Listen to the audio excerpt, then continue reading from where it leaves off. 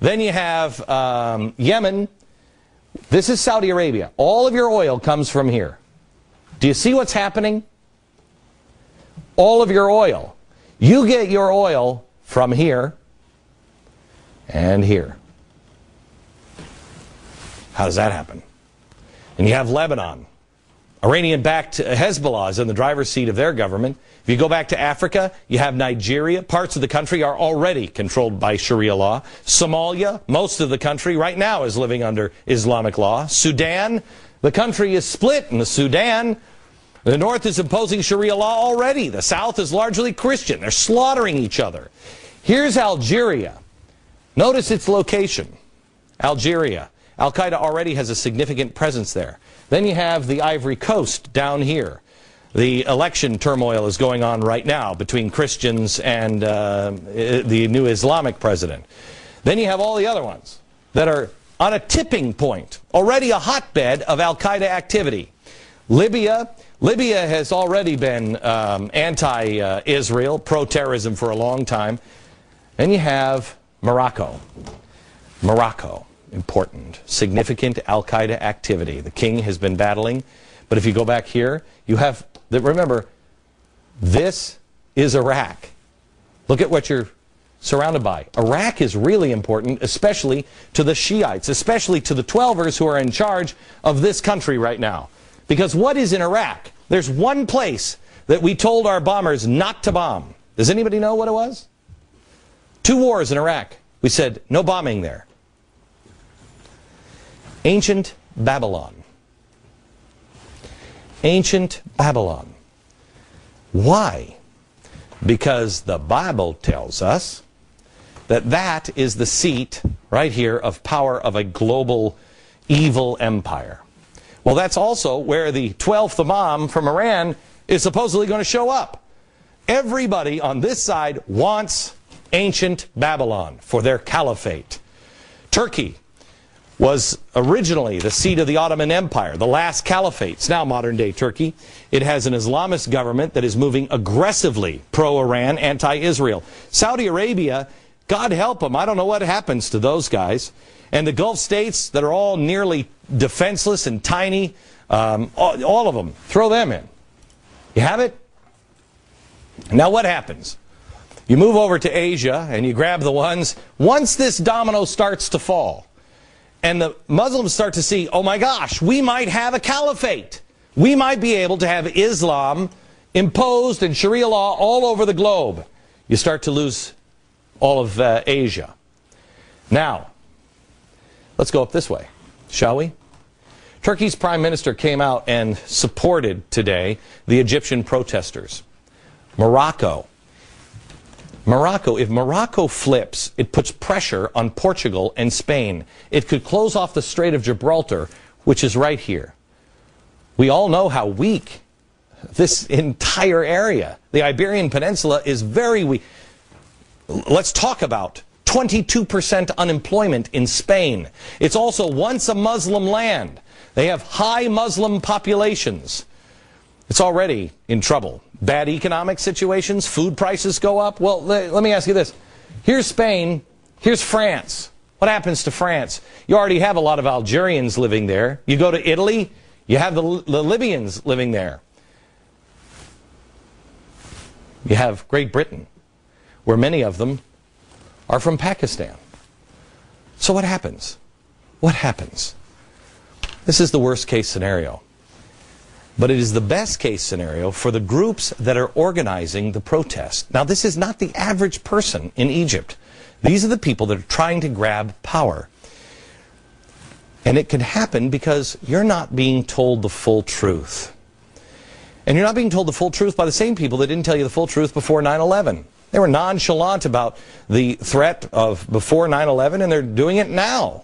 The same people are telling you now that the Muslim Brotherhood and the fall of Egypt is all about freedom. It is not. It is not about freedom. It is not about democracy. It is about an Islamic state. Here's the truth on the Muslim Brotherhood. It was founded in 1928 by an Egyptian schoolteacher who, in the wake of the collapse of the Ottoman Empire, and the abolition of the caliphate couldn't stand the broken state of the larger Muslim community.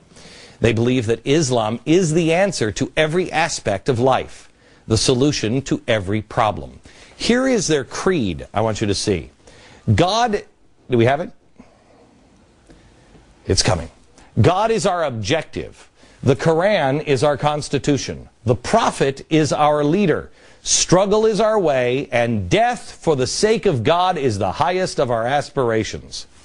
Really? How do they feel about Israel? Well, a top official in the Muslim Brotherhood has just said that he said this while expressing support for the Egyptian protesters. And this is critical that you remember this. The people should be prepared for war against Israel. The Brotherhood has openly supported violence and their spiritual leader, and has just stated that, quote, there is no dialogue between them and us in any one language, in other than any one language, the language of the sword and force. Okay, well, it's a good thing they're over there, huh? And they're leaving us alone? Not so much. We did our homework the last few days, and we found this document. And you can see I couldn't really read that. We're like, hey, squiggly lines. That looks important. We got this. This is their official memorandum from the Muslim Brotherhood about about their plans for North America. In the memorandum, it says right here, enablement of Islam in North America, meaning establishing an effective and stable Islamic movement led by the Muslim Brotherhood, which adopts Muslim causes domestically and globally, which works to expand the observant Muslim base, aims at unifying and directing Muslim efforts, presents Islam as a civilization alternative, and supports the global Islamic State, wherever it is, the global Islamic State, that is a caliphate. Now, who are some of the members? Because this, remember, this is their document on their plan for America. It's available now at glennbeck.com. You need to read it. Here are some of the graduates. Khalid Sheikh Mohammed, the hairy back guy. He's the architect of 9/11. Dr. Al-Zawahiri, 15. This guy was arrested for membership in the Muslim Brotherhood. Later he went on to Afghanistan, joined Al-Qaeda, and orchestrated the 97 massacre of 67 foreign tourists, you remember, at Luxor. Then you have Abdullah Azam. He's a Palestinian who joined the Muslim Brotherhood at 18 and became a preacher. Oh, and he was also a mentor to that guy. So no big deal, right? Muslim Brotherhood. We should bring him to the table. Let me show you the game that's being played right now. And you can find it in the coming insurrection. You can find it in the Muslim Brotherhood. You can find it in Reclaiming Revolution. This is Reclaiming Revolution. This is Storm. This is the militant communist group that Van Jones was part of. There were 13 members plus Van Jones. And I was looking through this the other day, and I found this.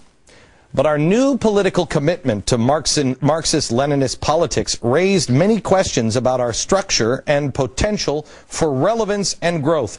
You see, most young activists around us, particularly women and people of color, were hostile to revolutionary Marxism.